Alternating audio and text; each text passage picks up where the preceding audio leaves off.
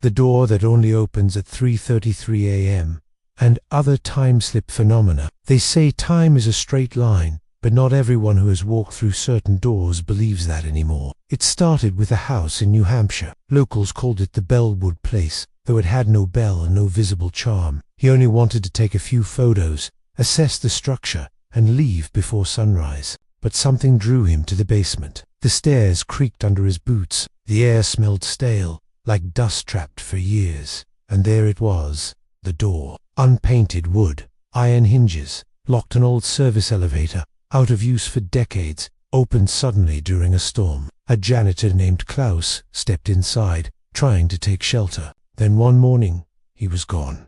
Vanished from a locked room. The elevator never opened again. A narrow alley in Tokyo, where people reported hearing footsteps behind them, then turning to find themselves alone. And on a different street, a rural road in Kentucky, where drivers took a wrong turn and found themselves 50 miles from where they started moments later. The Desert Hollow Inn.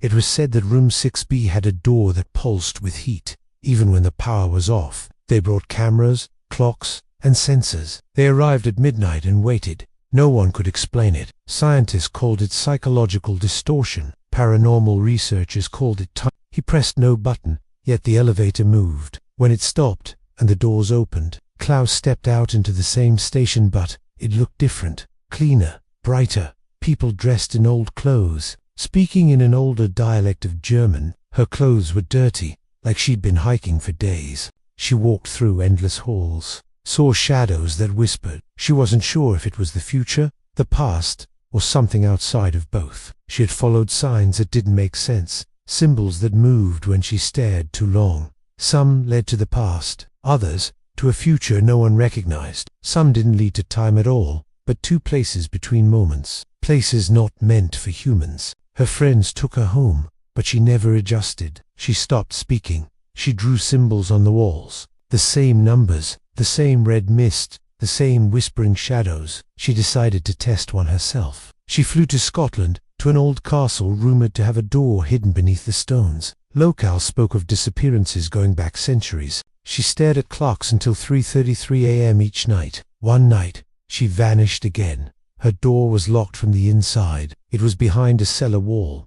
They do not ask permission. They do not stay long, but they wait, always, for someone curious enough to step through. The bricks were loose. She waited until 3:33 a.m., walk away. A corridor lined with mirrors. Her reflection did not match her movements. Her eyes were wide with fear. Her mouth was open, screaming, and she wasn't alone. She said others were there, people who had entered through other doors, other places, all lost in time. She spoke slowly, eyes wide, and asked, "How long was I gone?" They told her 5 minutes. She said she had been gone for 5 years. It was old and mostly forgotten. Standing on the edge of town where the fog seemed to gather more often than the sunlight. Inside, it was dark. The temperature dropped suddenly. One of them, a woman named Alana, stepped inside, while the others monitored the readings. She disappeared from all camera feeds. Her microphone went silent. They called her name. Nothing. People rarely paid it much attention, except for the rumors. Rumors that at exactly 3:33 a.m., a door in the basement would unlock on its own. One night, a man named Joel, an out-of-town contractor sent to inspect the property, arrived late. He didn't believe in ghosts or haunted clocks. He emerged in 1965, all trapped, all waiting for the door to open again. Joel raised his camera, when suddenly a click echoed in the silence. The knob turned. He felt a cold wind brush past his leg. It was 3:33 a.m. When Joel didn't return, his truck was found idling outside. The police came.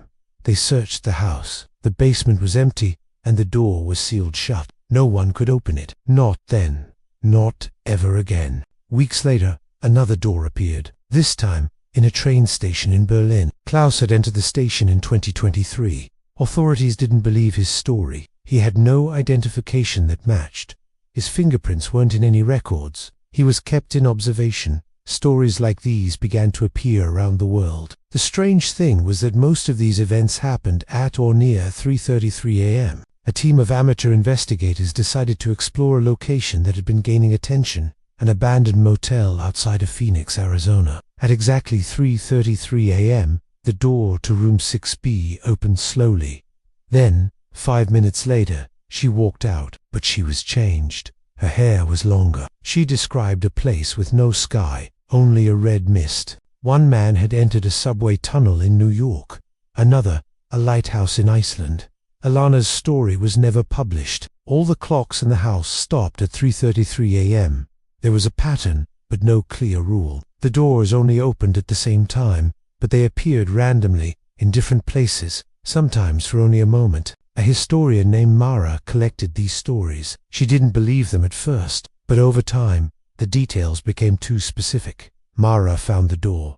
When the door opened, she stepped in. She did not return. Her camera, found outside the castle 2 days later, showed one final image, then static. Time is not a straight line, and sometimes, when the night is deep and the world is quiet, doors open that should not exist. It is always 3:33 a.m., and if you hear the click of a lock turning in the dark, if you feel a breeze from nowhere, or see a door that wasn't there before, remember this story, because not everyone who walks through these doors ever comes back.